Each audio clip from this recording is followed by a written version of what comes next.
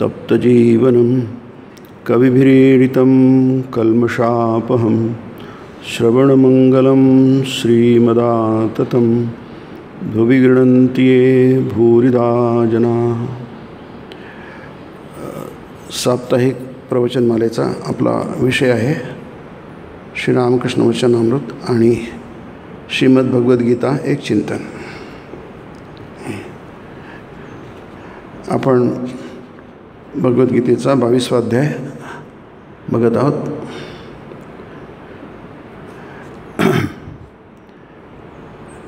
श्री रामकृष्ण म्हणतात आहे की ईश्वर तत्व हे जे सूक्ष्म आहे,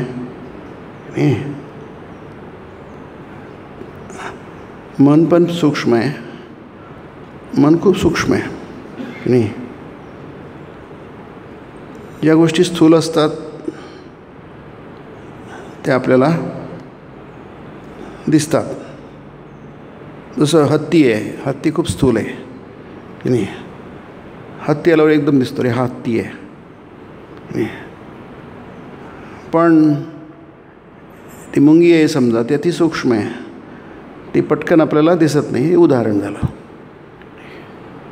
ज्या गोष्टी स्थूल असतात ते आपल्याला पटकन कळतात, त्याचं अस्तित्व आपल्याला पटकन समजतं।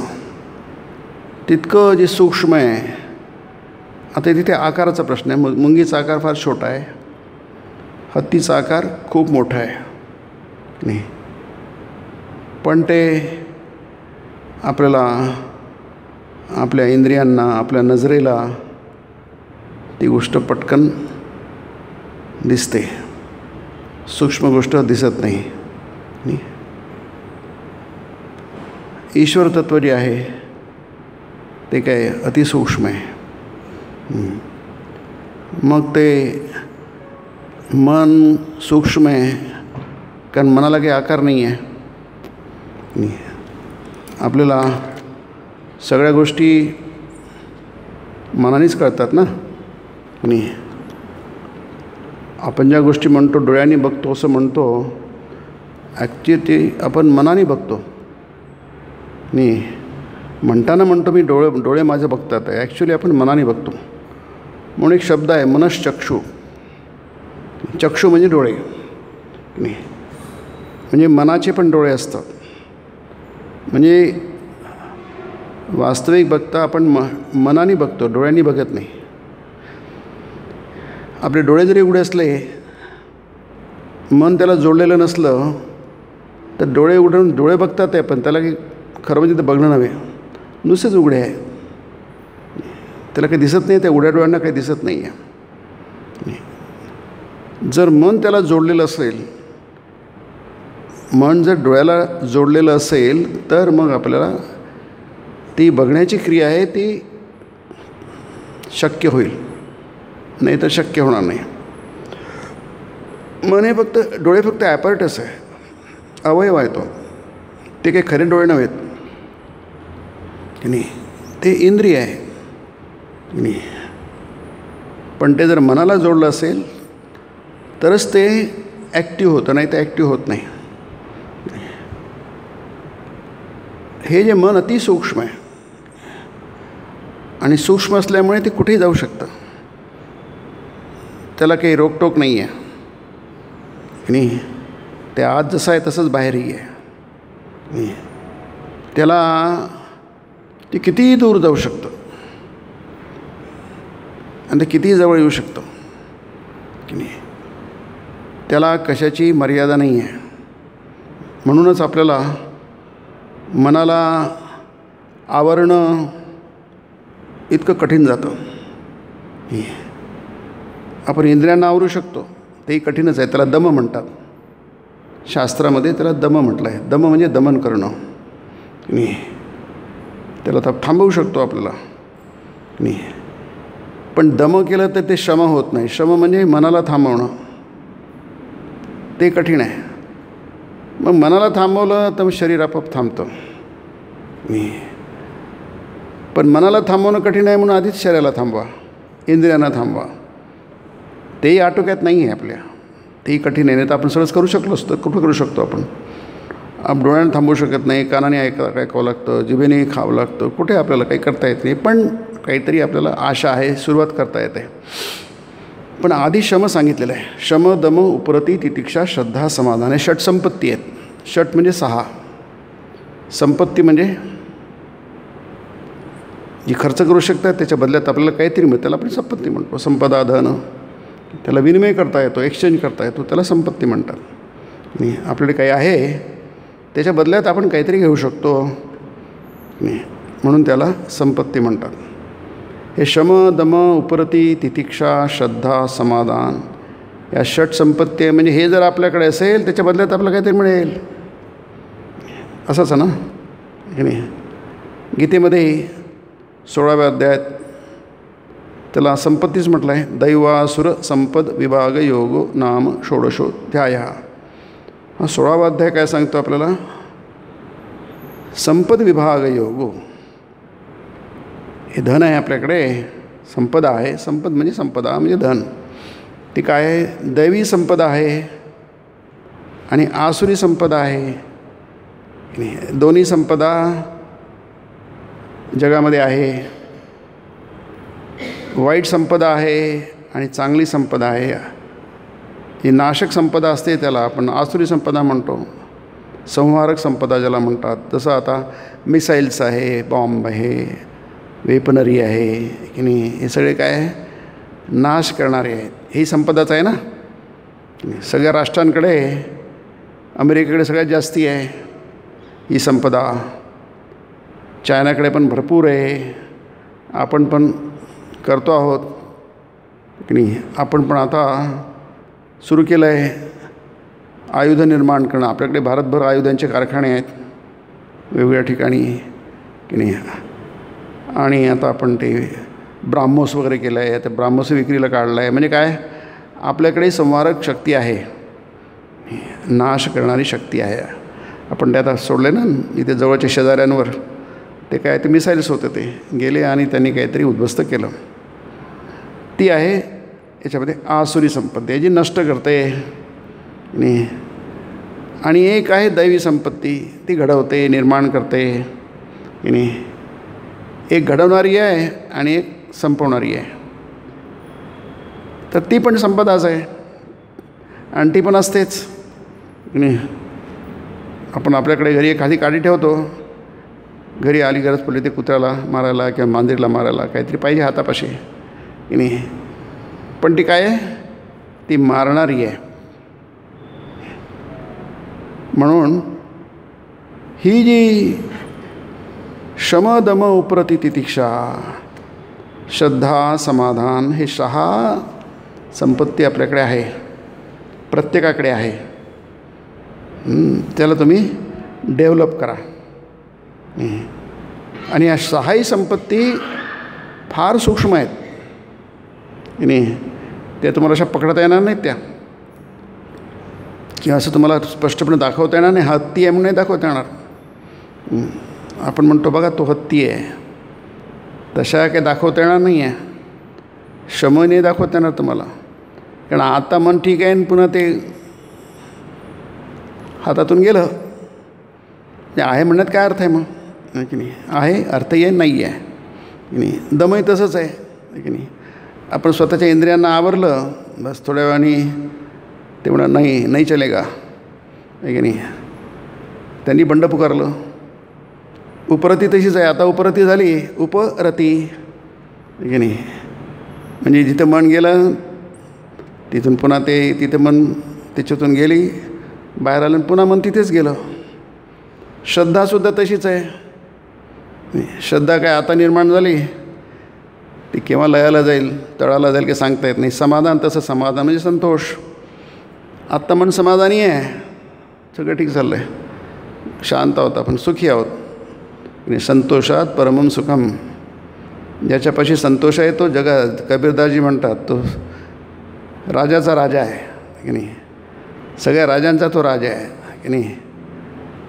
कबीरदासचा दोहा पण आहे, संतोषात परमम सुखम. सर्वश्रेष्ठ सुख संतोष. तुमच्या मनात संतोष आहे मग तुम्ही काय आनंदाच्या सागरावर पोहत आहेत. पण ते आहे कुठे?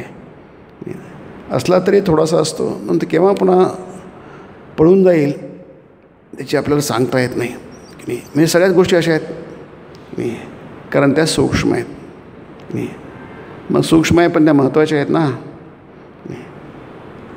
त्यानं जर आपण त्यांना नाद सोडला, ठीक आहे, कधी असतात कधी नसतात, कधी कळतात कधी कळत नाही, आणि ते काही कधी हातात येतात कधी हातातून सुटकतात.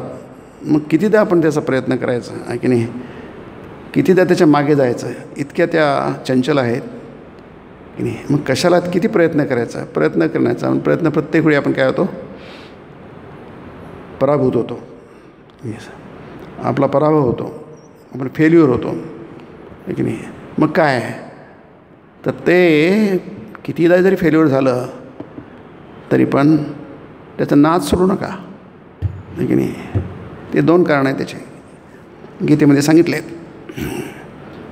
त्याची 2 कारणं आहेत. एक म्हणजे कधी ना कधी ते जमेल तुम्हाला की नाही, म्हणून तिचा नाद सोडू नका की नाही. आज नाही तर उद्या कधी ना कधी जमेल. त्याला म्हणतात अभ्यास. अभ्यास योगेन ततो मामिच्छाप्तुं धनंजय. श्रीरामकृष्ण म्हणतात अभ्यासात फार शक्ती असते की नाही, प्रचंड सामर्थ्य असतं. तुम्ही निरंतर जर अभ्यास केला न कंटाळता, हिंदीमध्ये त्याला उक्ताहाट म्हणतात, विषण्ण न होता, निश्चयेन योक्तव्यो योगस सनिश्चयेन योक्तव्यो योगो निर्विण्ण चेतसा असं म्हटलं आहे 6व्या अध्यायामध्ये. किती तुम्हाला निराशा आली म्हणून स्वामी म्हणतात डिस्पेअर नॉट. स्वामींचं वाक्य फार महत्त्वाचं आहे ते, डिस्पेअर नॉट की नाही, असर्ट इट असं म्हणतात ते. तुम्ही ठामपणे तुमचं करा, ठामपणा दाखवा, दृढता दाखवा, आणि डिस्पेअर नॉट, निराश होऊ नका. हे सगळं वेदांत आहे, गीता आहे ती. वेदांत तुम्हाला कधीच निराश होऊ देत नाही, कारण निराशेचं काही कारणच नाही आहे की नाही. तुम्हाला जर नीट कळलं असेल तर तुम्हाला कधीच निराशा होणार नाही. मग त्याचं काय तत्त्व काय आहे, जे असतं ते तसं असतंच, ते कधीच त्याला काहीच होत नाही. जे नसतं ते नसतंच.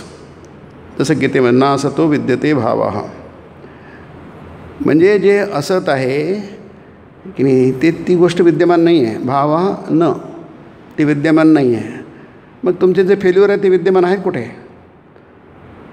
किती आशावाद आहे बघा. जे तुम्हाला वाटतं की आम्हाला जमत नाही त्याला कुठे अस्तित्व आहे काय. जी कोणाला तरी जमली आहे तुम्हालाही जमेल. आमच्याकडे तेवढं काही नाही आहे, आम्ही फार सामान्य आहोत, आमच्या आवाक्यातली बाब नाही आहे ती की नाही. वेदांत म्हणतो सगळ्यांच्याच आवाक्यातली बाब आहे ती. तो तुमचा जन्मसिद्ध अधिकार आहे, त्याला म्हणतात स्वराज्यसिद्धी. ते तुमचंच आहे की फक्त बाह्य कारणांमुळे तुम्हाला असं वाटतं की ते तुमचं नाही आहे. म्हणून श्रीरामकृष्ण म्हणतात की तिच्या रूपाचं दर्शन घेता येतं. तिच्या म्हणजे देवीच्या, जिने आपल्याला या जगात आणलेलं आहे नाही, आणि जिच्यातच आपण आलो आहोत. जन्मादी यस्य यतः, जिथून जिथे आपण आलो तिथेच आज आहो आणि तिथेच जाणार आहोत आपण परत की नाही. आणि जिथून आलो आहोत ते नित्यच असतं, सदोदित असतं नाही.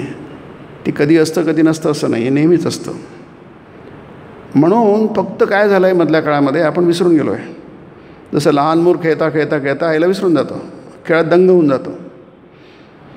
इतकं दंग होतं ते की त्याला आईची आठवणच येत नाही. पण याचा अर्थ थोडंच आहे की तो आईला विसरलेला आहे. फक्त त्या खेळण्याच्या नादामध्ये त्याला थोडा विसर पडला आहे. तर खरा विसर नाही आहे तो, त्याला खरा विसर आपण म्हणू शकत नाही. कारण काय, त्याला अचानक आठवतं, त्याला म्हणतात अनुभूती की नाही.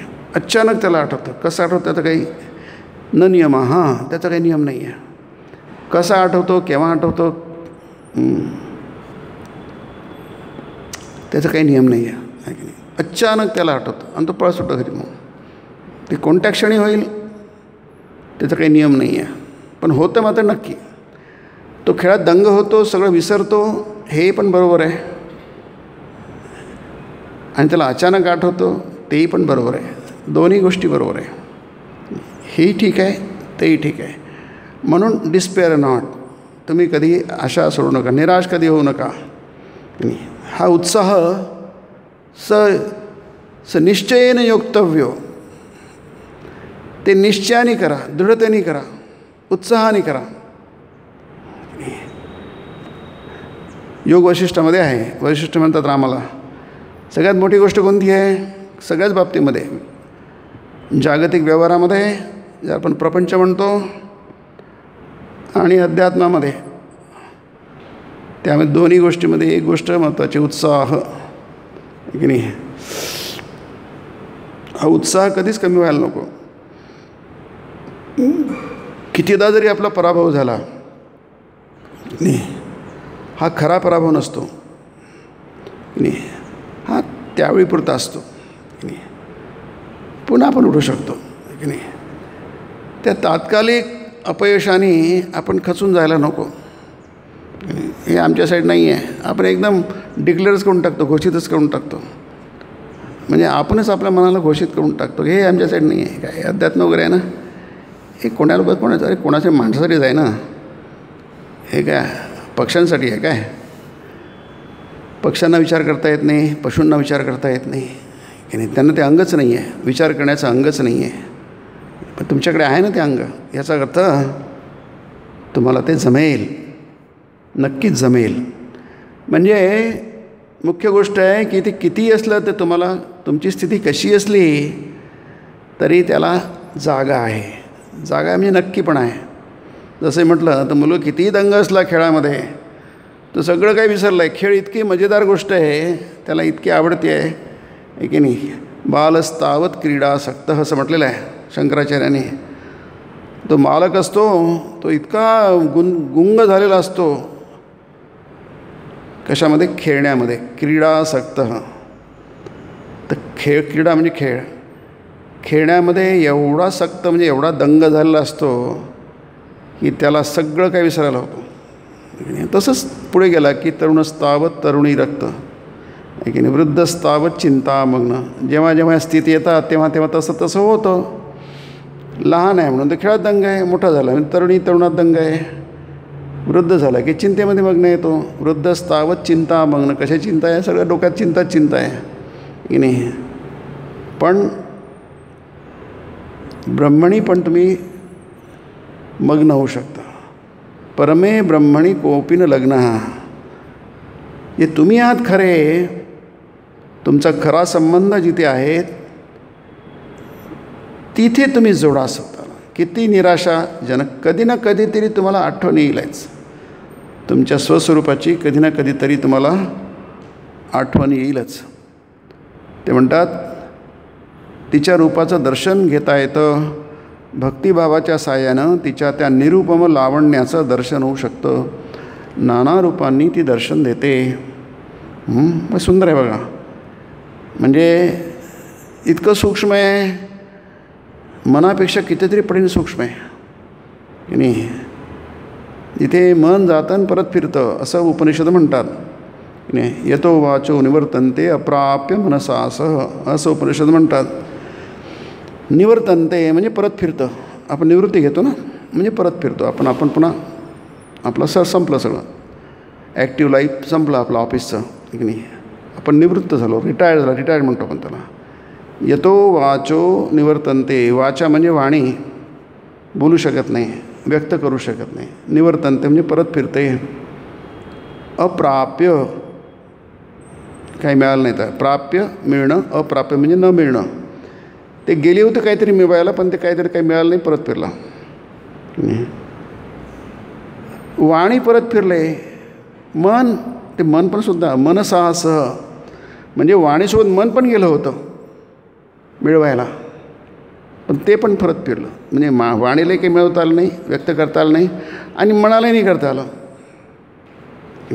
वाणी स्थूल आहे, व्यक्त करता येते. मन सूक्ष्म आहे की नाही. वाणी ऐकता येते कानाने, आपलं समजते, पण मनाचं अस्तित्व आपल्याला नाही समजत, सूक्ष्म आहे, त्याला आपल्याला पकडता येत नाही.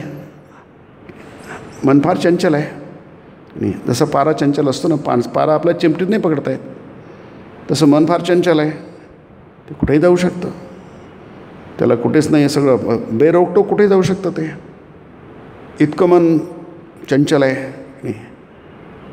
पण ते सुद्धा काही न मिळवता, जसं वाणी जसं काही न मिळवता परत फिरतं, तसं मनसा असं मनसुद्धा परत फिरतं. इतकं सूक्ष्म आहे. पण श्रीरामकृष्ण म्हणतात की निराकार आहे आई, केवळ निराकार नाही, ती साकार देखील आहे. म्हणजे निराकार म्हणजे ज्याला आकारच नाही ना. ह्या निराकार शब्दाचा अर्थ आपल्याला वेगळ्या प्रकारे समजून घ्यावा लागेल. निराकार म्हणजे आकार नाही असं म्हणतो. निराकार शब्दशः तसा अर्थ त्याचा नाही आहे. नाही, सगुण म्हणजे ज्याला गुण आहे त्याला सगुण, गुणसहित सगुण असं म्हणतो आपण की नाही. निर्गुण म्हणजे त्याला गुण नाही आहे, निर्गुण गुणमय असं म्हणतो आपण आरतीमध्ये की नाही. याचा अर्थ काय, तर निर्गुण म्हणजे ते गुणमय आहे. निर्गुण ज्याला गुण नाही असं नाही आहे. जे काही गुण आहे त्याच्यापासूनच जोडलं तरच ते गुण होतात, नाही तर जोड होत नाही, आहे की नाही. जसं आता दिवा आपल्याला उजेड देतो, हा माईक तुम्हाला आवाज ॲम्प्लिफाय करतो, पंखा तुम्हाला हवा देतो, आहे की नाही. हे यांचे गुण आहेत. प्रकाश देणं, आवाज मोठा करणं, हवा आपल्याला पोचवणं आपल्यापर्यंत, आहे की नाही. कारण हे सगुण आहे. पण कशामुळे आहे ते विजेमुळे आहे की नाही. यातूनही वीज प्रवाहित होते, त्यातूनही वीज प्रवाहित होते, यातूनही वीज प्रवाहित होते. म्हणून काय होतं आहे, हे ते निर्गुण असूनही गुणमय होतात की नाही. विजेला आपण बघू शकत नाही की नाही, विजेला धरू शकत नाही, विजेची स्पीड खूप आहे की नाही. इथं दिवा लागला की शेकडो किलोमीटर एका क्षणात पोचतं. आपलं काय सगळे मेसेजेस कसे येतात, आहे की नाही. आपण कुठल्याही दुरून प्रोग्राम बघू शकतो, काही बघू शकतो, ऐकू शकतो, किती दूर अंतर असो. अगदी चंद्रावर जरी गेलं तिथलं आपण ते 69ला ते चंद्रावर पोचलो, ते आर्मस्ट्राँग वगैरे, नील आर्मस्ट्राँग वगैरे की चंद्रावर चालले होते की नाही. ते किती दूर आहे त्या काळामध्ये. 69 म्हणजे किती वेळ झाले की नाही, 55 वर्ष, जवळपास 70, म्हणजे 20, 40, 45, 46 वर्ष झाले की नाही. पण त्या काळामध्ये सुद्धा ते त्या बघता येतं आम्ही, पण ऐकत होते ती कॉमेंट्री उतरतात आहे वगैरे. याचा अर्थ काय, इतक्या दूरचं त्या क्षणाला तुम्हाला कसं दिसतं, कारण ते विजेमुळे दिसतं ते की नाही. ते जोडल्या गेलेलं आहे. ते अंतर तुमचं काल्पनिक अंतर आहे, ॲक्च्युअल अंतर नाही आहे की नाही. स्वामीजींनी राजयोगामध्ये खूप छान मांडलेलं आहे की नाही. 20 पहा किती क्षणामध्ये तुमच्या आजकडे येते. मग स्वामी म्हटलं आहे की राजयोगामध्ये येते की जर ती क्षणामध्ये इतक्या उंचावरची व्यक्ती तुमच्यापर्यंत पोचते, इथे पृथ्वीवर पोचते, त्याला कुठे तारा नाही, काही नाही आहे. तसंच तुमचे जे त्यावेळी तारा यंत्राचा शोध लागला नव्हता, ज्याला आपण टेलिफोन म्हणतो, आहे की नाही, त्याचा शोध लागला नव्हता. आता तर आपल्याकडे असे टेलिफोन सगळे मोबाईल आहेत, वायरलेस आहे. त्यावेळी सगळं वायरमधून जायचं. मोर्स्की होती किंवा तुमचा लँडलाईन होती, आहे की नाही. त्या सगळ्या तारांनी जोडल्या जायच्या. आता तारांनी जोडण्याची गरज नाही आहे. पण तारांनी जोडलं नाही तर त्याचं जोडल्याशिवाय तुम्हाला कसं काही तुम्ही जोडले जाणार. ते जोडलं जातं, पण ते अदृश्यपणे जोडलं जातं. त्या काय असतात, वेव, जसं इलेक्ट्रिक वेव्स. इतक्या क्षणामध्ये त्याची गती किती जास्ती आहे बघा की नाही. त्याच क्षणाला पटकन तुम्हाला इथे कळतं किती प्रचंड गती असेल त्याची. म्हणजे अशी गोष्ट असू शकते, कारण ते आपल्याला व्यवहारात आपण त्याचा उपयोग करतो, त्याच्यामुळे त्याला काही सिद्ध करण्याची गरज नाही आहे. सगुण म्हणजे नाही, जी गोष्ट सगुण होते कशामुळे, निर्गुणामुळे, ते त्याला सगुण म्हणतात. सगुण म्हणजे त्याला गुण आहे, निर्गुण म्हणजे त्याच्यात गुण नाही असं नाही आहे. आकार म्हणजे सगळे आकार जे आहेत त्याच्यामुळे शक्य होतात. समुद्र आहे तो निराकार आहे, समुद्र तत्व निराकार आहे, त्याला काही आकार नाही आहे. अग्नितत्व निराकार आहे, त्याला काही आकार नाही आहे. पण अग्नी ज्याच्यात जाईल त्या तो आकार धारण करतो. समजा लोखंडाचं टाकलं, तो लाल भडक झाला, तुम्हाला लाल भडक त्या लोखंड दिसतं आहे, म्हणजे त्या अग्नीने लोखंडाचा आकार धारण केला. लाकूड टाकलं, ते लाकूडच झालं, त्यांनी त्या वस्तूचा आकार धारण केला, म्हणजे आता ती आकारयुक्त झाली. तसंच आपलं जे मूळ तत्व आहे त्याला श्रीरामकृष्णांनी आई म्हटलेलं आहे. म्हणजे जगन्माता, जगदंबा. ती जगदंबा काय आहे, आई काय करते? सृष्ट करते. सृष्टी स्थिती विनाशानाम शक्तिभूते सनातनी गुणाश्रये गुणमयी नारायणी नमो. सगळं सगुणयन साकारी आहे, निर्गुणी आहे, निराकारी आहे. नारायणी सगुण नमोस्तुते. तिला नमस्कार पण करता येतो की नाही? तुम्ही निराळा कसा नमस्कार करणार? करता येतो, पण सगुण असला किती सोपी आहे की नाही? कारण आपल्यासमोर प्रत्यक्ष आहे, दिसतं आहे, आपल्याला कल्पना करावी लागत नाही. नाही तर आपल्याला मनाच्या डोळ्यासमोर आणावं लागेल, मनश्चक्षुसमोर आणावं लागेल, कल्पना करावी लागेल. इथं कल्पना प्रत्यक्ष दिसतं आहे ना. म्हणून जसं आपण नेहमी म्हणतो, हिंदू लोक मंदिरात जातात, देवदर्शनासाठी जातात की नाही? आपण म्हणतो कुठे चाललं आहे? देवाचं दर्शन करायला चाललो आहे. देवदर्शन. देवदर्शन. दर्शन म्हणजे तुम्हाला माहिती आहे, दर्शन म्हणजे प्रत्यक्ष बघणं, त्याला दर्शन म्हणतो आपण की नाही? तिची भेट, प्रत्यक्ष भेट होणं, प्रत्यक्ष बघणं, त्यालाच आपण दर्शन म्हणतो ना. तो हिंदू जेव्हा जातो तेव्हा काय करतो? बघतो. बघणं म्हणजे अनुभूती.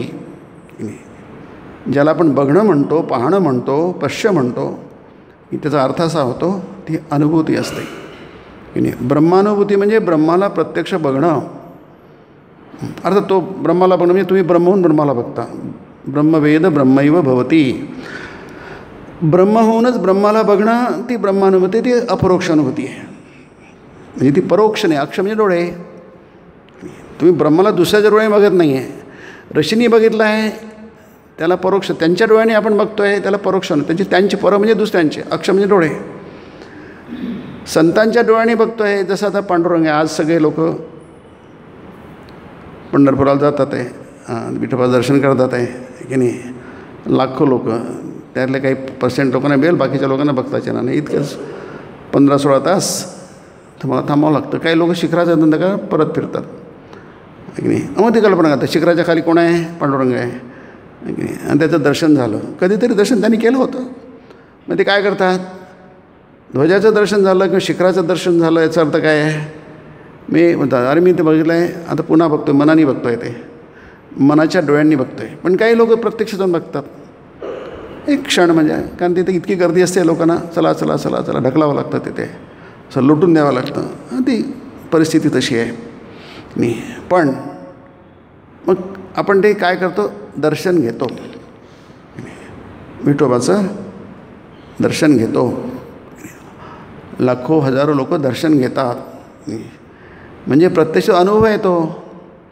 दर्शन घेणं म्हणजे अनुभव घेणं आहे. आपण बघितलं, आपलं समाधान मिळतं. समजा कोणाची भेट घ्यायला गेलो आपण आणि त्याची भेट झाली, गप्पा झाल्या, तर आपलं चहा वगैरे पिणं झालं, मला आपलं समाधान होतं. चला, ज्याच्याशी भेट घ्यायला गेलो होतो त्याची भेट झाली, त्याच्याशी बोलणं झालं नाही, म्हणजे आपण सफल झालो. त्यालाच कृतकृत्यता म्हणतात, त्याला धन्यता म्हणतात, सार्थकता म्हणतात की नाही. मग ते झालं म्हणजे आपण यशस्वी झालो नाही. तसंच आपण मंदिरात गेलो, देवाचं दर्शन घेतलं, चला इतके दिवस आपण वारी केली, चाललो, देवाचं दर्शन पण झालं, म्हणजे अप्रत्यक्ष किंवा प्रत्यक्ष दोन्ही प्रकारे.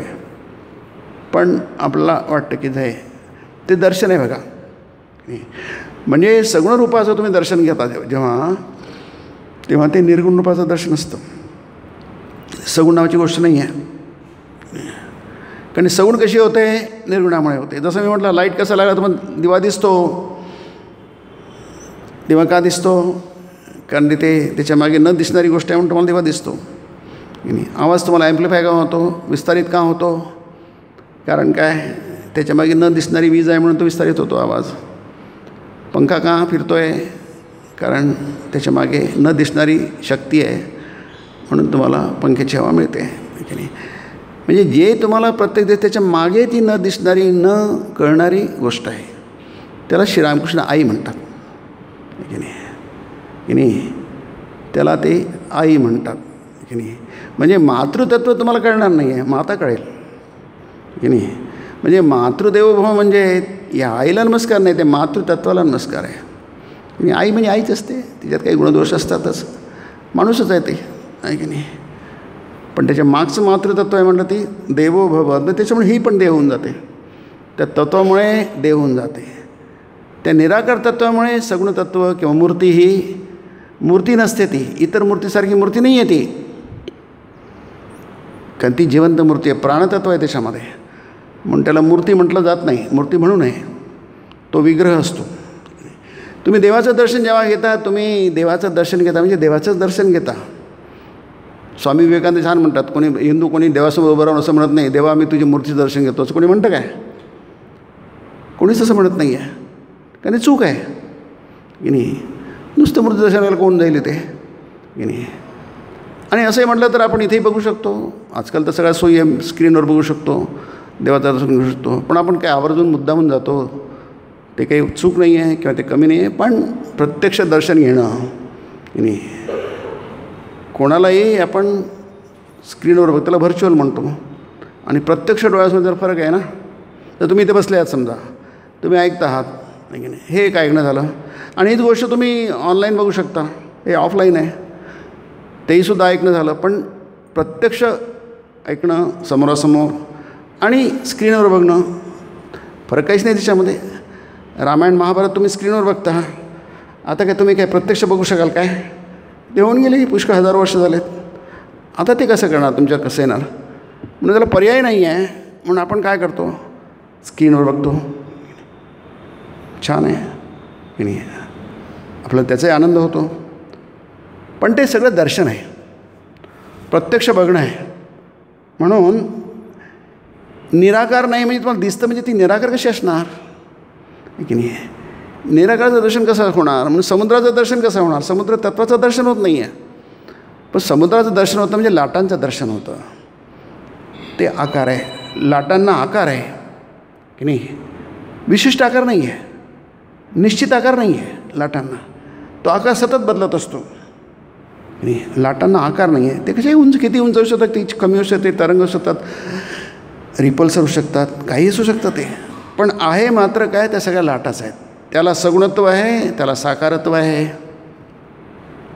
परंतु त्याला निश्चित असा आकारही नाही आहे आणि निश्चित असा गुण पण नाही आहे, कारण त्या सतत उत्पन्न होतात, त्याला उत्पत्ती म्हणतात, सृष्टी म्हणतात की नाही. आणि सतत त्या समुद्रामध्ये अशी एकरूप होतात. पण हे सगळं चूक आहे बोलणं, हे बोलण्यामध्ये ठीक आहे, येतो वाचो निवर्तन्ते, खरं काय आहे, लाटा नावाची गोष्टच नाही आहे.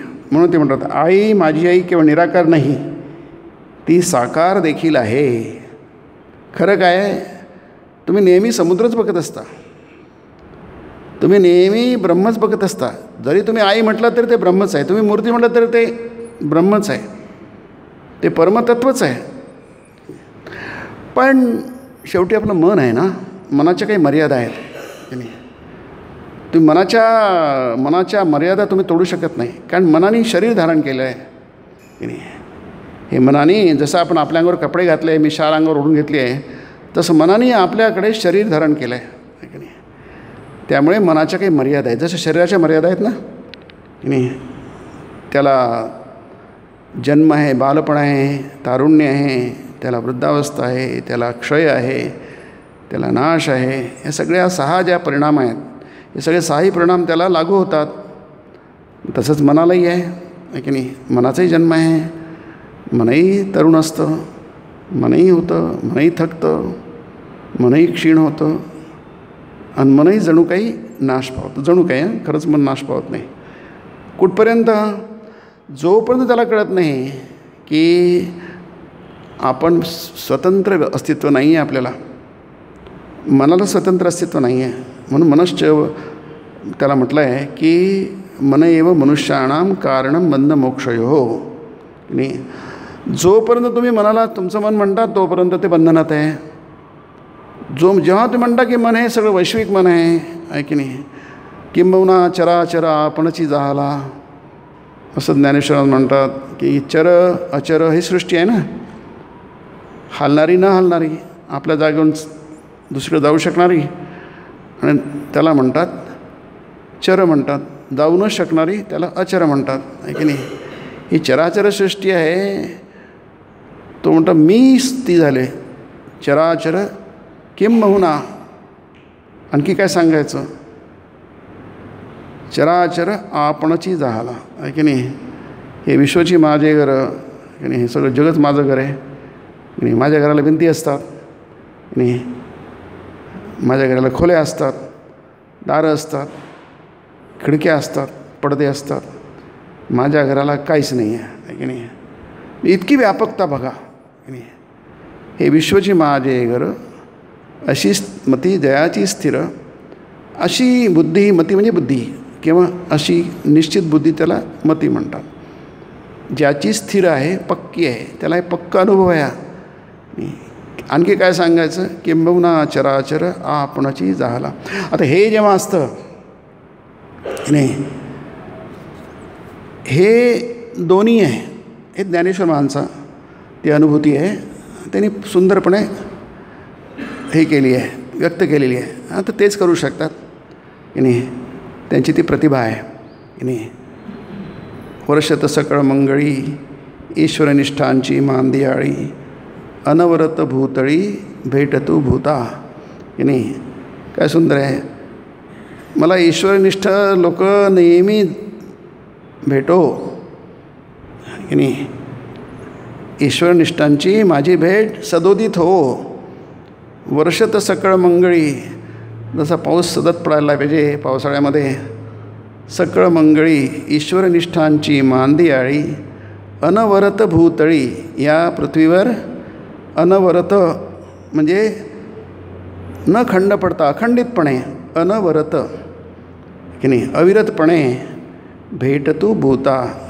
काय कल्पना आहे बघा की नाही. म्हणजे इथे सगळेच आहे, पण माझे ईश्वरनिष्ठ जे आहेत त्यांच्याशी गाठभेट माझी वर्षत, शब्द सुंदर वापरला आहे, वर्षत सकळ मंगळी, जसा वर्षाव हो, ती प्रतिभा आहे की नाही. म्हणजे तिकडे भेदच नाही आहे, खंडच नाही आहे, अखंडितपणे निर्गुण निराकार हा भेद नाही आहे. इथं निर्गुण आहे, इथं संपलं, तिथं आता सगुण सुरू झालं, असं वगैरे काही नाही. ते एकत्व बघू शकतात, सामान्य माणसं बघू शकत नाही. पण त्यांना ती दृष्टी दिली जाते. जसं अर्जुनाला भगवंतानी दृष्टी दिली की नाही, दिव्यम ददामी ते ददामी, तुला देतो मी, तुला दिव्य चक्षु देतो. या अनेनैव स्वचक्षुषा, हे तुझे डोळे जे आहेत ना, स्व म्हणजे तुझे, आपले, चक्षुषा, चक्षु म्हणजे डोळे, तुझे डोळे आहेत. ह्या डोळ्या, दोन डोळ्यांनी ते बघू शकणार नाहीत की नाही. बघू शकणार, मग काय करतो, मी देतो तुला डोळे, मी देव डोळे देतो आपल्याला. त्याला श्रद्धा म्हणतात. तुम्हाला दिलेली आहे परंपरेने, पिढ्यानपिढ्या तुमच्यामध्ये श्रद्धा आलेली आहे. तुमच्या जन्मजन्माची श्रद्धा आहे की देवाला बघायचं काय, देवाला तुम्ही बघणार की मूर्तीचं दर्शन करणार नाही. पण ते म्हणतात भक्तिभावाच्या साह्यानं तिच्या त्या निरुपम लावण्याचं, निरुपम म्हणजे काय उपमा नाही, त्याला निरुपम म्हणतात, लावण्याचं, सौंदर्याचं काय दर्शन होऊ शकतं की नाही. म्हणजे ती तुम्हाला प्रत्यक्ष भक्तिभावाच्या साह्याने नाही. मग भक्तिभावाच्या साह्याने तुम्ही मूर्तीचं दर्शन करू शकता, निरुपम लावण्याचं, देवाचं दर्शन. म्हणजे कोणाला कळेल, ज्याची श्रद्धा आहे त्यालाच कळेल. त्याला भक्तिभाव म्हटलेला आहे. भक्तिभाव नाही तर तुम्हाला हा काय मारुती म्हणाल, हे काय पांडुरंग आहे, हे काय बघायचं, काळाकुट्ट आहे की नाही. आमच्या इथे ती अगदी काळाकुट्ट आहे की नाही. या काळाकुट्ट्याचं काय दर्शन घ्यायचं आहे की नाही. त्याला काय बघायचं आहे की नाही. ज्याला श्रद्धा नाही आहे तो पण ज्याला श्रद्धा आहे ते काय त्याचं ते दर्शन घेतो तेव्हा तो रडायला लागतो. डोळ्यातून घळघळ अश्रू येतात. ते मागे गोष्ट सांगितलं, आम्ही ते सासवडकडनं जात होतं, आमचं ते रिलीफ चालू होतं भूकंपाचं. ही 93-94ची गोष्ट आहे की नाही. आम्ही सोलापूर मार्गाने न जाता तिकडे सासवड सदाशिवनगर वगैरे त्या मार्गाने गेलो आणि तिथे याची पालखी येत होती. आम्हाला माहीत नव्हतं ते कशा काय, हे काय एक दिवस काही कल्पनाच नव्हती. आम्ही आपल्या कामाचं गुंग होतो. 100 लोक, 200 लोक, 1000 लोक म्हटलं आता गाडी जाणार का. शेवटी म्हटलं काही जात नाही. आता आम्ही गाडी बाजूला केली. आता गर्दी संपणार किंवा ओसरणार केव्हा. मग थोड्या वेळाने मग ते सगळे लोक, आणखी गर्दी वाढली, आणखी गर्दी वाढली. मग शेवटी ती पालखी आली, तो रथ आला ज्ञानेश्वरांचा, आणि मग ते सगळे अगदी काय सुंदर दृश्य असतं ते. सगळे वारकरी अगदी दंग होऊन, तल्लीन होऊन भजन करत करत त्या पालखीवर जात असतात की नाही. अद्भुत दृश्य. तिथे असं म्हटलं जातं, तिथे तुम्ही उभं राहिलं तुमच्या डोळ्यात पाणी गेलं आहे असं म्हटलं जातं की नाही. आमच्या डोळ्यात पाणी आलं. कारण काय, ती भक्ती, त्याला भक्तिभाव म्हणतात. आमचं काही देणं घेणं काही नाही की नाही. आम्ही आपल्या तिथे बघायला गेलोच नव्हतो, कारण आम्हाला माहितीच नव्हतं काय असं काय आज आषाढी एकादशी आहे म्हणून. पण ते योगायोगाने तिथे आम्ही हजर होतो असंच म्हणा. आमचं तर रिलीफ चालू होतं, आम्हाला याची काही कल्पनाच नव्हती. पण योगायोगाने ते घडलेलं दर्शन आहे की नाही, तरी असं म्हणतात की ते जात म्हणजे डोळ्यात पाणी, कारण ते प्रेम आहे. 750 वर्ष झाले बघा, ज्ञानेश्वर महाराज जाऊन 750 वर्ष झाले नाही, पण त्यांची स्मृती अजूनही तशीच आहे, तशीच ताजीतवाणी शिळी होत नाही आहे ती. स्वामीजी कर्मयोगात म्हणतात आपण मरतून 5 मिनटात लोक विसरतात की नाही, आधीच विसरलेले असतात आहे की नाही. पण मेल्यानंतर जरा थोडंसं काहीतरी लोकलाजेस्तव काही गोष्टी कराव्या लागतात आपल्याला की नाही. पण इथे बघा कोणीच लागत नाही, ते कोणीच लागत नाही, काही संबंध नाही, रक्ताचा नाही, कशाचा संबंध नाही आहे, एका कुळाची पण नाही आपण. मग संबंध आहे कशाचा आहे की नाही. त्याला माऊली म्हणतात, ती कुठेच माऊली आहे थोडीच आहे की आपली थोडीच आहे की नाही. मग हा संबंध जुळतो कसा की नाही. काही नाही, काय मोले घातले रडाया नाही आसू नाही माया, ज्ञानेश्वरी आहे की नाही. म्हणजे तुमच्या डोळ्यात आसूही नाही आहे आणि मायाही नाही आहे. माया म्हणजे प्रेम की नाही, आपुलकी आहे की नाही. आणि तरी रडतो आहे, ते म्हणजे काय पैसे देऊन रडणं झालं, त्या रुदाली म्हणतात की नाही. रडायला तर पाहिजे, आला रडू काही येत नाही आपल्याला, कारण माया नाही आहे, प्रेम नाही आहे. मग पैसे देऊन रडवायला लागा. आम्हाला नाही रडायचं आहे, पण आम्हाला ते रडून जसं पूजा करतो कोणाकडून ते करून घेतो, आपल्याला वेळ नाही आहे. पण की नाही तसं नाही आहे इथे की नाही. मग काय आहे, काय काहीच रिलेशन नाही आहे, काही संबंध नाही, काही नाही आहे, तरी तुम्ही इतके लोक बघतील, हजारो लाखो लोक. फार फार सुंदर दृश्य, कधी जमत जरूर बघा, फार सुंदर दृश्य असतं ते. आणि असं म्हणतात ते खरोखरच आहे की नाही. तुमचं काही देणे की नाही, आमचं असं म्हटलं आम्ही काही त्यासाठी गेलोच नव्हतं, आम्हाला काही कल्पनाही नव्हती. पण तुमच्या हजारावर हा एवढा 750 वर्ष झाले. एक तरुण मुलगा 21 वर्षाचा, खरं म्हणजे ज्ञानेश्वर 16 वर्षात त्यांचं आयुष्य संपलं, त्यामुळे मला आता संजीवन समाधी घ्यायची 16व्या वर्षीच की नाही. पण त्यांचा मोठा भाऊ गुरु आहे निवृत्तीनाथ. अरे रे असं काय करतो, मी अजून आहे की अजून असं इतकं काही करू नको, माझ्यासाठी 2 वर्ष थांब. ठीक आहे, भावाची आज्ञा आहे, गुरु आहे, ऐकलं पाहिजे. 2 वर्ष. मग ते सोपान म्हणत आहे, और त्याचं ऐकलं, माझं का नाही ऐकणार, माझा पण तुझ्यावर हक्क आहे की, माझ्यासाठी थांब 2 वर्ष. ठीक आहे, आणखी 2 वर्ष. ते मुक्ताई म्हणते, या झालं मग मी पण तुझं माझा हक्क आहे, आणि छोटी बहीण आहे तुझी आहे की नाही. या सगळ्यांचं ऐकलं, माझा पण तुझा हक्क आहे. हां ठीक आहे. म्हणजे 16चे 21 झाले की नाही. दीन कर लोपला असं वर्णन आहे. नामदेव महाराज म्हणतात की जसा आकाशातला सूर्य मावळतो तसा आज मावळला आहे. काय वर्णन आहे ते. तुम्ही जर वाचलं नामदेव महाराजांचं वर्णन, अतिशय सुंदर आहे की नाही. तो ते अभंग आहे, अगदी अक्षरशः तुमच्या डोळ्यासमोर ते वर्णन प्रसंग येत होतो ज्ञानेश्वरांच्या संजीवन समाधीचा. कोण होते, कोणाचा संबंध नाही, काही संबंध नाही आहे त्याच्यात. पण संबंध जो आहे ना, हा संबंध कसा आहे, हा संबंध ते तिकडनं आहे, ब्रह्माकडनं संबंध आहे तो की नाही. ते चैतन्य आहे की नाही, वैश्विक चैतन्य आहे की नाही. हे आपले संबंध काय थोडेसे असतात की 2 चमचे 4 चमचे 6 चमचे 10 चमचे, 1 बॉटल 2 बॉटल आहे की नाही. ते चमचा अखंड सागर असतो तो की नाही, महासागर असतो, चैतन्याचा महासागर असतो की नाही. तुम्हाला कळत नाही असं का होतं आहे की नाही. तुम्ही कशाने जोडले जातात. 1000 लोक तर आता आय टी पण वाऱ्या निघतात आता की नाही. म्हणजे जी मुलं पैसे कमवण्यामध्ये दंग आहेत, त्यांच्या डोळ्यासमोर फक्त एकच आहे, पैसे कमावणं, जास्ती पैसे करून. पैसे तर करणार काय हा भाग वेगळा, पण आणखी पैसे त्यांना दुसरं काही सुचत नाही आहे. पण त्यांना हे सुचतं की ते ठीक आहे ते आपण करू, पण आता ह्याच्यात वारीत हा पण आनंद घ्यायला पाहिजे, वारीत सामील होण्याचा की नाही. म्हणजे काहीतरी आहे. कोणा जमेल नाही जमेल. परंतु इथे जे तत्त्व आहे की नाही, वैश्विक तत्त्व आहे, कॉस्मिक इंटेलिजन्स स्वामीजींनी म्हटलं आहे त्यांना, स्वामी विवेकानंदांनी. म्हणजे वैश्विक चैतन्य आहे, त्याचा मला कुठेतरी स्पर्श होतो, कोणत्या ना कोणत्या तऱ्हेने स्पर्श होतो की नाही. म्हणतो त्याला म्हणतात भक्तिभाव म्हटलं आहे. भक्तिभावाच्या साह्यानं तिच्या निरुपम लावण्याचा हा अभंगपण आहे यांचा. ज्ञानेश्वरांचा अभंग आहे तो. निरुपम लावण्य हे शब्द आहे त्याच्यामध्ये, आहे की नाही. ह्या निरुपम लावण्याचं ते ब्रह्माचं वर्णन आहे की नाही. ते निरुपम आहे की नाही, बघता येत नाही, पण ते दिव्यम ददामी, ते दिव्य डोळ्यांनी बघता येतं की नाही. अर्जुनाला दिव्य डोळे दिले आणि म्हटलं हे बघ हे बघ हे बघ, आणि अर्जुन ते बघितलं.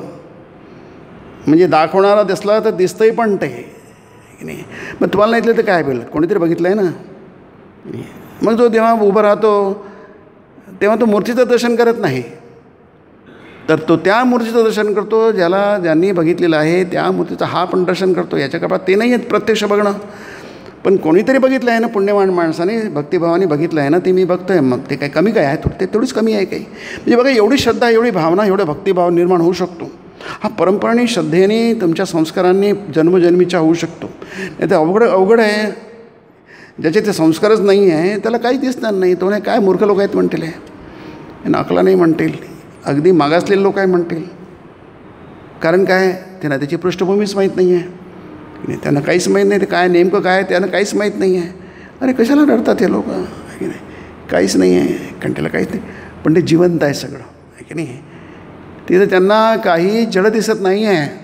मूर्ती जड असते, आहे की नाही. दगड जड असतो, कोणती गोष्ट जड असते, पण ती जड नसते. समुद्र हा जड नसतो, ते तत्व आहे. तत्व कधी जड नसतं की नाही. तत्व नेहमी चैतन्यमय असतं की नाही. तत्व म्हणजेच ते ब्रह्मतत्व म्हणजे चैतन्य, सच्चिदानंद आहे ते की नाही. म्हणून आपण जे बघतो त्या लाटा बघतो, पण आपण समुद्रच बघतो आहे ना. फक्त त्याला आपण काय म्हणतो, त्याला सगुणत्व देतो, आकार देतो, छोट्या मोठ्या बघतो, भेद बघतो, खंड बघतो. समुद्रातून जणू काही लाटा वेगळ्या झालेल्या आहेत म्हणून त्याला जणू काय म्हणतात, इव म्हणतात. जणू काही नाही, ते खरोखर झाल्या नाही आहे, तुम्हाला दिसतात त्याला इव म्हणतात. देवाचा जन्म झालेला नाही आहे. जात इव देवानिव लोकानुग्रह कुर्बानिव, शंकराचार्य म्हणतात. जणू काही त्याचा जन्म झाला आहे, जणू काही कृष्णाचा जन्म झाला आहे, म्हणून त्याला दिव्य जन्म म्हटलं आहे. जन्म कर्मच मे दिव्य, माझा जन्म दिव्य आहे. माझं शरीर तुमच्यासारखं नाही आहे, ते दिव्य प्रकाशमान आहे. दिव्य म्हणजे प्रकाशमान, तिथे जड नाही ना सगळं. म्हणून हे जे अवतार असतात ना, आपण अवताराचंच बोलतो आहे सध्या, बाकीचं बोलत नाही आहे. ते अवताराचे रे आपल्या माणसासारखे शरीर नसतात, त्यांचे लौकिक शरीर नसतं. म्हणून त्याला दिव्य, जन्म कर्मच मे दिव्य, माझा जन्म दिव्य आहे, माझं शरीर दिव्य आहे अर्थाने नाही. ते आपल्यासारखे नाही, म्हणूनच ते माणसाला उद्धार करू शकतात आणि माणसाला संसार सागरातून वर करू शकतात. अहम समुद्धरता म्हणू शकतात. अहम म्हणजे मी तुमचा नीट उद्धार करेल, सम्यक उद्धार करेल, पूर्ण उद्धार करेल असं म्हणू शकतात ते, कारण ते अवतार असतं. प्रत्यक्ष ब्रह्म उद्धार करण्यासाठी, आपण मानवाचा म्हणत नाही, भक्ताचा म्हणूया थोड्या वेळासाठी, त्याचा उद्धार करण्यासाठी शरीर धारण करतं. पण ते शरीर मानवाचं नसतं, मानवासारखं दिसतं. ते प्रकाशमान शरीर असतं, दिव्य शरीर असतं आणि म्हणून ते सगळं करू शकतात. म्हणून ते प्रेम आहे की नुसतं त्याच्यावर गेलं, कीर्तन केलं, तुम्ही भक्ती केली तरी तुम्ही वेळा पार होऊन जाईल तुमचा, तुम्ही आपाप तरुण झाल. ही श्रद्धा, ही भावना, आणि ते असतं तसं. लोकांना ते पुढे जाणवतं. नाही तर कशाला कोणा कायद्याने घेणं आहे की नाही, कशाला. याचं कारण ते असतं. लोकांना जरी ते स्पष्टपणे नाही कळलं आहे की नाही, तरी पण कुठेतरी अस्पष्टपणे एक असा प्रकाशाचा एक किरण, अमृताचा एक बिंदू त्याच्यामध्ये असतो. तेवढं पुरेसं आहे त्या सामान्य माणसाला की नाही. म्हणून भक्तिभावाच्या साह्याने तिच्या त्या निरुपम लावण्याचं दर्शन होऊ शकतं. इतकंच नाही, पुढे जाऊन म्हणतात नाना रूपांनी ते दर्शन देते. काय सुंदर आहे बघा, आहे की नाही. एकच नाही, जेवढी रूप आहे, जेवढं अस्तित्ववान गोष्टी आहेत त्या सगळ्या काय ब्रह्ममय आहेत की नाही. तिथे तेच ब्रह्म वेगवेगळ्या प्रकारे प्रकट होत असतं. म्हणून आपल्या हिंदू धर्मात कुठेच काही विद्वेष नाही आहे. याचं कारणच ते आहे. आपण झाडाची पूजा करतो, सापाची पूजा, आता तर श्रावण महिनाच आलेला आहे. म्हणजे आपण ते चैतन्य बघत नाही असं काहीच नाही आहे. काय परंपरा असेल, काय ते ऋषींचं असेल बघा, तुम्हाला सगळं सृष्टीची ईश्वरमय आहे, चैतन्यमय आहे, सगळीकडे ब्रह्मच ब्रह्म आहे, आनंदच आनंद आहे. आपण आता वटपौर्णिमा झाली, झाडाची पूजा होते आणि एरवी झाडाची पूजा होते. देव वन असतात, हे वनच देवाचं वन आहे, तिथे कोणी हातच लावत नाही त्याला, ते काहीच कापलं जात नाही. आता ते कमी झाले आहेत, आहे की नाही. अगदी सापाची पूजा होते, बैलाची पूजा होते, श्रावणात पिठोरी अमावस्या येईल, आहे की नाही. म्हणजे पूजा कशी, आकाशाची पूजा, चंद्राची पूजा होते, सूर्याची पूजा होते, सगळ्याची उपासना होते, की नाही. किती काय सांगायचं. नदीची पूजा होते, पर्वताची पूजा होते, कृष्णाने गोवर्धन पर्वताची पूजा केली होती. कशाची पूजा होत नाही. मग ती जडाची पूजा आहे काय. नाही, ती श्रद्धेने केलेली चैतन्याची पूजा आहे. जिथे दिसतंय तुमच्या या स्वचक्षुषा, आपल्या डोळ्यांना दिसतं आहे की ते जड आहे, ते जड भक्तिभावाने ते जड नाहीसं होतं. ते देवानी जसं अर्जुनाला दिव्यचक्षु दिले, तसे ते श्रद्धेचे दिव्यचक्षु भगवान आपल्याला देतो. कधी देईल माहीत नाही, आहे की नाही. सध्या थोडेसे दिलेले आहे की नाही, असं म्हणूया आपण. नाही तर मग आपण कशाला सगळं करूया, कशाला ऐकू देवाविषयी, कशाला बघू देवाचं दर्शन, मूर्तीमध्ये कशाला दर्शन घेऊ, कशाला मंदिरात जाऊ, कशाला काय करू, कशाला काय करू, कशाला काय करू. काहीच करणार नाही आपण आणि करत पण नाही आपण, नाही. ज्यांना ते काहीच नसतं देणं घेणं, ते काहीच करत नाही, त्या वाटेलाच जात नाही, दूर जातात, असं दुरून निघून जातात, की नाही. तो एक भाग असतो. पण ज्यांना थोडंसं देणं घेणं असतं ते मात्र काहीतरी करण्याचा प्रयत्न करतात, आहे की नाही. आणि म्हणजे हे काय म्हणतात, तेवढं जरी केलं तरी ती गोष्ट तुमच्यासाठी पुरेशी आहे. रामप्रसाद म्हणतो, एक भजन आहे. रामप्रसाद मोठे कवी होते, कविभक्त होते, जसे आपल्याकडे कविभक्त आहेत महाराष्ट्रामध्ये, की आपली नौका भवसागरावर तरंगत ठेवा, भरतीच्या वेळी ती पुढे सरकेल, नि ओहोटीच्या वेळी मागे येईल, आहे. ते जे कॉस्मिक माइंड ज्याला म्हणतो आपण, जसं आपलं मन असतं ना तसं वैश्विक मन असतं, की नाही. जसं आपण विचार करतो तसं वैश्विक मन, आपण जसं ठरवतो तसं ते ठरवतो, की नाही. मग आपलं जे ठरवतो ते थोडंसं नालपेस अल्प असतं, ते छोटंसं छोटंसं असतं, त्याची छोटीशी क्षमता असते, योग्यता असते, की नाही, की नाही. पण जे वैश्विक मन असतं त्याच्यावर तुम्ही सोपवून दिलं तुमचं हे भविष्य, आहे की नाही, तर काय होतं, ते सगळी जबाबदारी तुमची घेते. म्हणजे म्हटलं आहे, आपली नौका भवसागरावर तरंगत ठेवा. नौका म्हणजे काय, तुमचं मन, की नाही. शेवटी मनच सगळं काय असतं ना. तरंगत ठेवा, तेवढं करा तुम्ही, डुबू नका देऊ स्वतःला, आणि फक्त तुम्ही जसं गीता म्हणते, नाही, नात्मानम अवसादयेत, नाही, तुम्ही स्वतःला डुबू देऊ नका. आत्मानम अवसादयेत न, स्वतःला पतित करू नका, अधपतित करू नका, खाली जाऊ नका, वर जा. उद्धरेद आत्मना आत्मानम, ऊर्ध्वगामी वा अधोगामी होऊ नका. तुम्हाला जायचंच आहे ना, प्रवास करा, मग बरोबर जा, खाली खाली जाऊ नका, गड्ड्यात जाऊ नका, बरोबर जा. आणि तरंगत ठेवा. तुमचं मन हे कमीत कमी तेवढं तरी करा तुम्ही. मनाला खूप खाली जाऊ देऊ नका, शक्यतो तरंगत ठेवा. कारण डुबल्यानंतर मग काय करायचं, काय राहतच नाही, शिल्लकच राहत नाही. पण तेवढं करू नका, तरंगत. नौका तुमची भवसागरावर, भवसागर म्हणजे संसार, त्याला भवसागर म्हणतात, तरंगत ठेवा. मग काय होईल आहे, समुद्रामध्ये भरतीच्या वेळी लाटा येतात आणि ओहोटीच्या वेळी लाटा मागे सरकतात. ती आहे वैश्विक इच्छा, कॉस्मिक माइंड. तिच्यावर सगळं सोपा, की नाही. त्याला म्हणतात शरणागती. ते केलं ना की मग काय होईल आहे, तुमच्या मर्यादा आहेत, की नाही. तुम्ही किती केलं तरी भवसागर पार होऊ शकत नाही. तुमची नौका कच्ची आहे. उपनिषद म्हणतात, प्लवा येते अदृढा यज्ञ रूपा. तुम्ही किती मेहनत केली, किती कर्म केले, तर ते काय तुमची नौकाच अदृढा म्हणजे कच्ची आहे. प्लवा म्हणजे नौका, आहे की नाही. या कच्च्या नौकेने भवसागर पार वगैरे काही करू शकत नाही, आहे की नाही. पण भवसागर पार करून देणार जर मी हातात सोपलो तर तुम्ही नक्कीच भवसागर, आहे की नाही, की नाही. ते गीतेच्या ह्याच्यात आहे ना, की नाही. सोत्तीर्णा खलु पांडवैर्नदी कैवर्तक केशव. उत्तीर्ण म्हणजे यशस्वी. पांडव खरोखरच तरुण गेले. स उत्तीर्णा खलू म्हणजे खरोखरच. पांडव खरोखरच तरुण गेले. याचं कारण काय, कैवर्तक म्हणजे नावाडी. कोण नावाडी कोण होता, केशव. म्हणजे भगवंताच्या जर तुम्ही तुमची नौका सोपून दिली तर भगवंताला काय कमी आहे 2-4 लोकांना तुमच्यासारख्या पार करण्याला, आहे की नाही? त्याच्या दृष्टीने मोठं काम नाही आहे, आपल्या दृष्टीने अशक्य आहे. तुम्ही किती हातपाय आपटले आणि काय केलं तरी आपली क्षमता आपली इतकी कमी. आपली क्षमता वाढते कशी?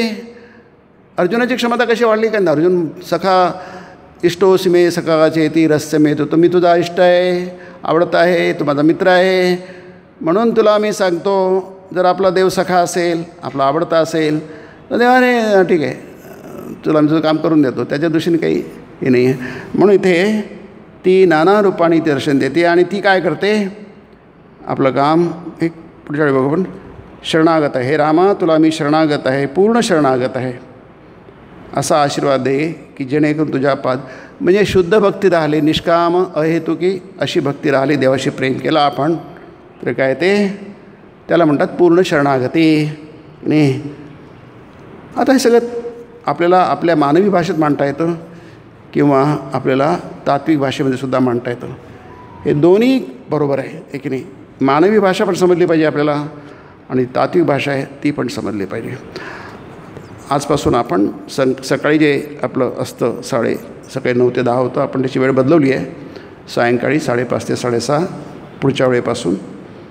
म्हणजे पुढच्या आता हा पहिला दिवस होता, 5:30 ते 6:30 सायंकाळी आपलं रविवारी हा साप्ताहिक प्रवचनाचा विषय आहे. ओम ब्रह्मार्पणं ब्रह्मवीर ब्रह्माग्नौ ब्रह्मणाहुतं ब्रह्मैव तेन गन्तव्यं ब्रह्मकर्मसमाधिना. हरि ओम तत्सत्. श्रीरामकृष्णार्पणमस्तु.